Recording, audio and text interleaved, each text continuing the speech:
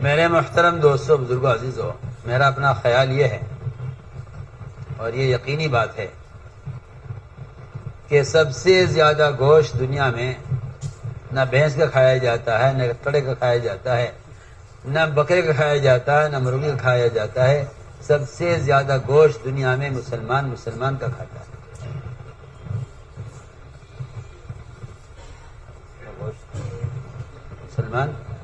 مسلمان کا کھاتا ہے۔ اس سے زیادہ گوشت دنیا میں کسی جانور کا نہیں کھایا جاتا جتنا گوشت حقیقتاً مسلمان کا گوشت کھا رہا ہے۔ آپ اس کو خیالی چیز سمجھتے ہیں اور حضور اکرم نے اس کو یقینی کر کے دکھلایا ہے۔ مسلمان کا گوشت کھایا جاتا ہے غیبت کے راستے سے۔ آپ دیکھ لیجئے، آپ 10 منٹ 20 منٹ آدھا گھنٹہ اگر آپ گوشت کھائیں تو آپ کا پیٹ بالکل بھر جائے گا، لیکن اگر آپ 2 گھنٹے بھی غیبت کرتے رہیں تو آپ کا پیٹ نہیں بھرتا غیبت سے۔ حالانکہ غیبت کرنے والا یقیناً اپنے بھائی کا گوشت کھانے والا ہے۔ جہنم میں یہ گوشت اس کو لے کر جائے گا اور جہنم کی آگ اس گوشت کو جلائے گی۔ اس لیے کہ جو بات آپ نے فرمائی ہے وہ خیالی بات نہیں ہے یا وہ فرضی مثالیں نہیں ہیں۔ آپ صلی اللہ علیہ وسلم نے غیبت کرنے والوں سے قے کرا کر ان کی قے میں تازہ کچا گوشت صحابہ کو دکھلایا ہے تاکہ وہ اس کا مشاہدہ کر لیں، اپنی آنکھ سے دیکھ لیں کہ غیبت کرنے والا گوشت کھانے والا ہے۔ یہ کوئی فرضی مثال نہیں ہے، یہ ایک حقیقت ہے۔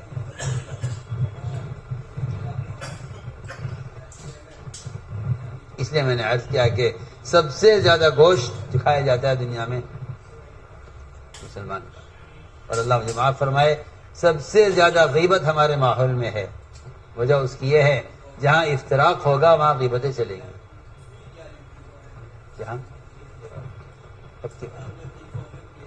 جہاں افتراق ہوگا وہاں غیبتیں ہوں۔ غیبت کے بغیر افتراق باقی رہ ہی نہیں سکتا، افتراق ہی غیبت کا آمادہ کرتا ہے۔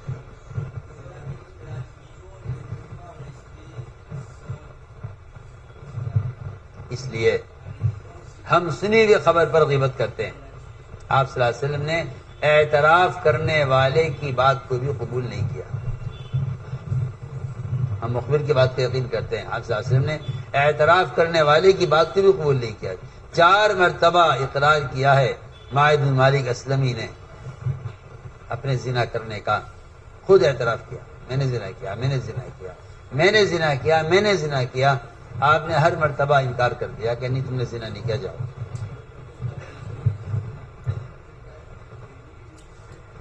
ہم جو غیبتیں کرتے ہیں وہ جھوٹی خبریں سن کر غیبت کرتے ہیں، اور آپ صلی اللہ علیہ وسلم کو اتنا بھی برداشت نہیں ہے کہ کوئی آ کر آپ سے اگر اعتراف کر رہا ہے کہ جی میں نے زنا کیا ہے تو آپ صلی اللہ علیہ وسلم اس کے زنا کرنے کا وہ قبول نہیں کر رہے ہیں۔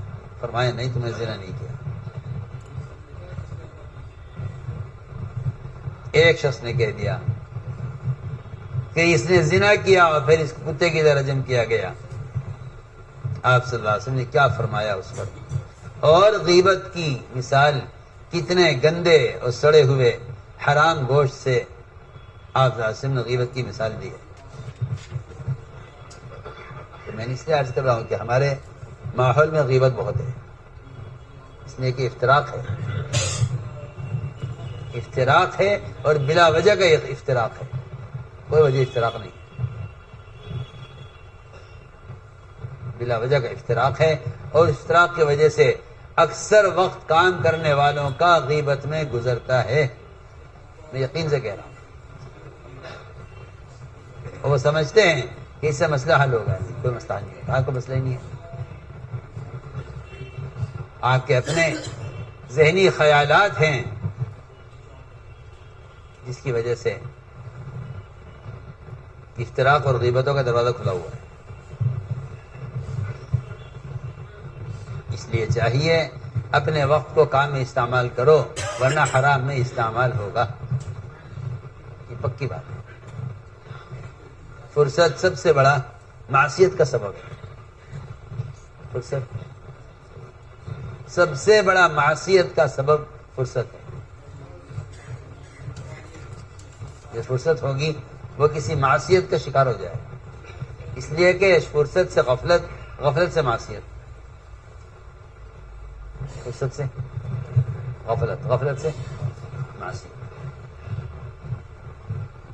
اس لیے فرصت اور عزلت یہ ہمیشہ معصیت کا سبب بنتی ہے. فرصت اور جی ہاں خلوت جو ہے نا، خلوت، تنہا رہنا.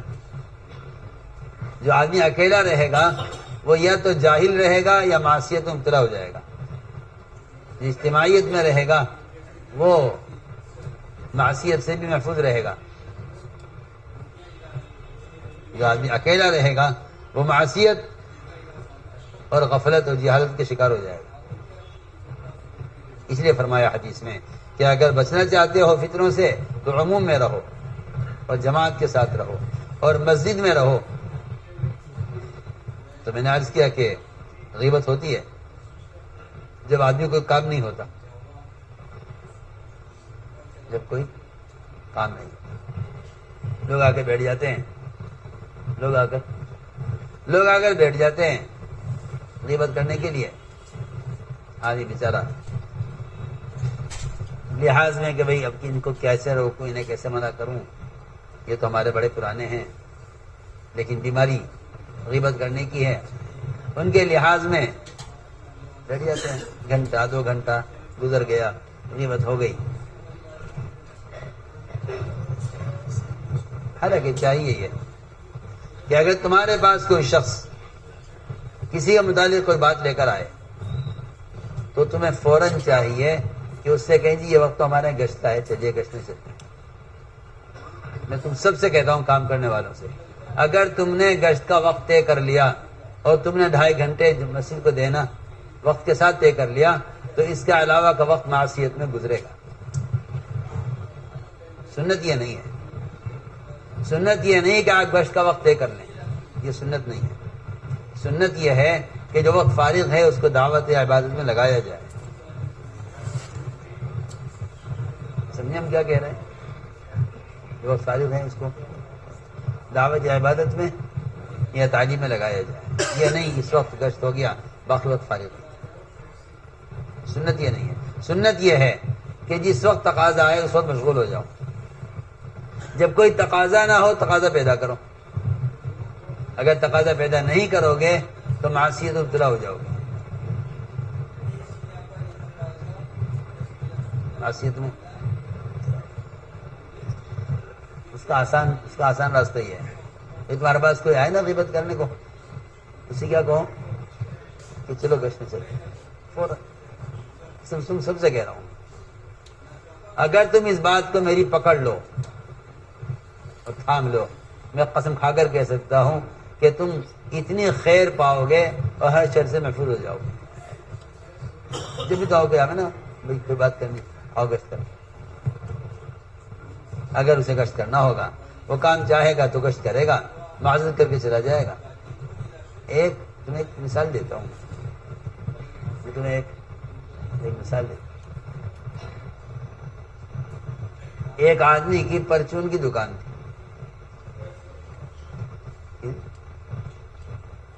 دکان بقال يشتري البهارات والفلفل والملح والحوائج الضرورية لكل يوم، فيأتي عند البقال عند البقال يأتي البطال الذي ليس عنده شغل ويجلس معه ويتكلم ما لا يعنيه فيكون مخل في عمله. فالبقال هو تعب من هذا وكان صديقه، يجلس معه ويتكلم معه ما لا يعنيه فيكون خلل في تجارته وفي عمله.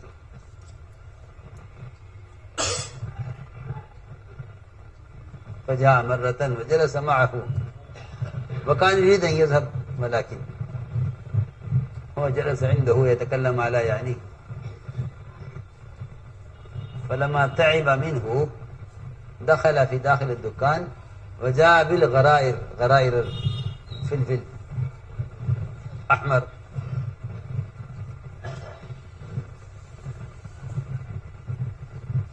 وحرك هذا الغرائر فدخل الفلفل في حلقه وغلب عليه السعال وقام وذهب وارتاح وقال الحمد للہ. میں ان سے کہہ رہا تھا، عرب بیٹھے تھے اس لیے میں نے عربی میں کہہ دیا. تو ایک آدمی آ جاتا تھا بیکار کا، کوئی کام نہیں، نہ گھر، نہ تعلیم، نہ کوئی، نہ دین، نہ دنیا، کچھ نہیں. بیکار لوگ پھرتے ہیں نا، بعض بطال ہوتے ہیں، بیکار، کوئی کام نہیں ہے. یہاں بیٹھ کے دو باتیں کر لی، یہاں سے اٹھ کے وہاں بیٹھ کے دو بات کر لی. تو ایک بیچارے پرچون کی دکان، ایک آدمی، اب روزانہ اس کا پڑوسی، اسے کوئی کام تھا نہیں، وہ آ کے بیٹھ جاوے اور بیٹھ کے اس سے دنیا کی بات. بھائی طلاق کا کیا ہوا، تمہارے گھر میں جھگڑا ہو گیا تھا، کیا ہوا، وہ تمہارے بھائی کی بہن بھابھی کو طلاق ہو گئی تھی، کیا ہوا، گھریلو بات.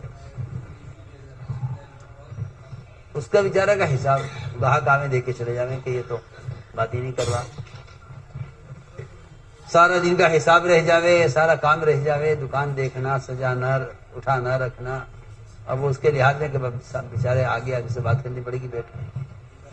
تو جب وہ کسی طرح نہ اٹھا وہاں سے تو اس دکاندار کو سمجھ میں آئی، اس نے کہا یہ کام کرنا چاہیے. اندر گیا، اندر سے لال مرچ کی خالی بوری لے کے آیا اور لا کے اسے بوری کو جھاڑا، صفائی کرتے دکان کی. اور جیسے لال مرچ کی بوری جھاڑی وہ اس کو دھسکا چڑھ گیا. اور وہ تو عادی تھا اس کا، نمک مرچ میں رہتا رہا مستقل. وہ جو آگے بیٹھتا تھا اس کو کھانسی آ گئی، دھسکا لگ گیا، اٹھ کے چلا گیا. اگلے دن پھر آگے بیٹھا، پھر اسے خیال آیا کہ چلو دکان کی صفائی کر لوں. ایک بوری لائے اندر سے اٹھا کے خالی مرچ کی جھاڑی، ذرا دو چار مرتبہ اس طرح کیا. تو میں یہ کہنا چاہتا ہوں، وہ تو جس آدمی کے اندر خود غیبت کے سننے کا شوق ہوگا وہ ایسے آنے والوں کا استقبال کرے گا، اب ہمیں نقصان کرے گا اور دوسرے گناہ میں شریک ہوگا. تو میں عرض کر رہا تھا کہ سمجھتے تھے لایانی سے بچنے کا یہ ایک راستہ ہے، خدا میں مشغول رہو. اور اگر کوئی تمہیں کسی لایانی باتیں مشغول کرے تو تم اسے اپنے کام میں شریک کر، آ جاؤ، گشت کر لیتے.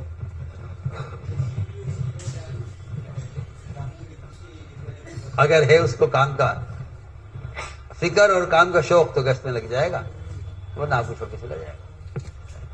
اس کے لیے ملاقاتیں کرنا، کام کرنا اس سے بھی زیادہ بھاری پڑ جائے گا جتنا اس دکان پہ بیٹھنے والے کو دھسکا لگتا ہے. تو اس لیے میں نے عرض کیا کہ جہاں اشتراک ہوگا وہاں غیبتیں ہوں گی، جہاں فرصت ہوگی وہاں غیبتیں ہوں گی. ابو ہریرہ فرماتے رضی اللہ تعالیٰ عنہ کہ ماعز بن مالک اسلمی آپ کی خدمت میں حاضر ہوئے اور 4 مرتبہ اپنے بارے میں انہوں نے زنا کی گواہی دی کہ جی مجھ سے زنا ہو گیا.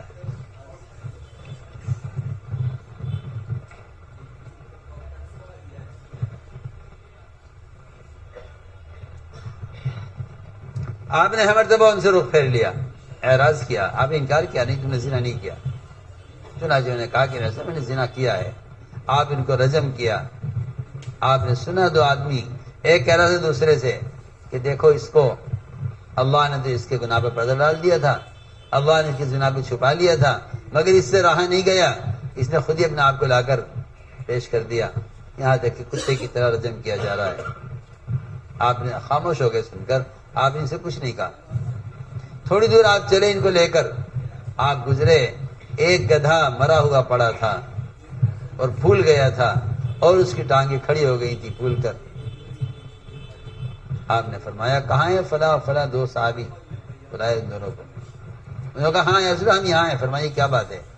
فرمایا یہاں آؤ، اس کوڑے میں جو گدھا پڑا ہوا ہے، سڑا ہوا مرا ہوا، اس کا گوشت کھاؤ. اللہ کا نبی، اللہ نے آپ کے قریبی سے گناہ معاف کیے ہیں، اس میں سے کون کھا سکتا ہے؟ اول تو گدھا حرام، پھر مرا ہوا حرام، پھر سڑا ہوا اسے کون کھائے گا؟ آپ نے فرمایا تمہارا اپنے بھائی کے بارے میں یہ کہنا کہ دیکھو کتے کی طرح رجم کیا گیا ہے، یہ اس گدھے کے گوشت کے کھانے سے زیادہ سخت ہے۔ فرمایا میری قسم اس ذات عالی سے جو میری جان ہے، میں دیکھ رہا ہوں کہ وہ زنا کرنے والا جنت کی نہروں میں غوطے کھا رہا ہے۔ آپ یہاں غیبت کر رہے اس کی، اور وہ وہاں وہ زنا کر کے جنت میں، آپ غیبت کر کے جہنم میں۔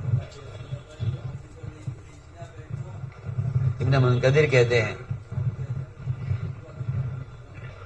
کہ ایک عورت کو رجم کیا گیا، آپ نے اس کو رجم کیا، کسی نے کہہ دیا مسلمانوں میں سے کہ اس کا تو عمل برباد ہو گیا، اس کا تو سارا عمل جاتا رہا۔ آپ نے فرمایا آپ نے فرمایا کہ اس کو جو رجم کیا گیا ہے یہ تو اس کے زنا کا کفارہ ہو گیا ہے، مگر تم سے تمہاری اس بات کا قیامت میں حساب لیا جائے گا۔ تم نے جو بات کہی ہے اس پر تمہاری پکڑ ہوگی قیامت میں، اور اس کا گناہ تو اس پر حد قائم ہونے سے اللہ نے معاف کر دیا ہے۔